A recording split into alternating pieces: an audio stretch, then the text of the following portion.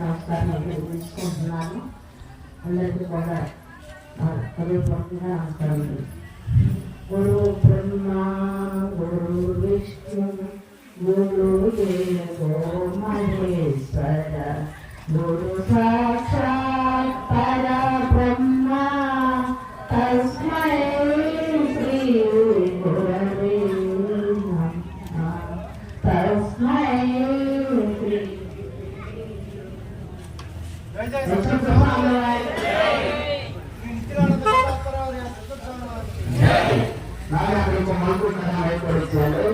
మీకు అందరికీ తెలియజేసేందుకంటే నేను మాత్రమే అందరికీ కనపడతాను. ఎందుకంటే సమాజాలను కోరికలు రావాలి అంటే అందరికీ తెలుసు, అందరికీ కనిపిస్తాను.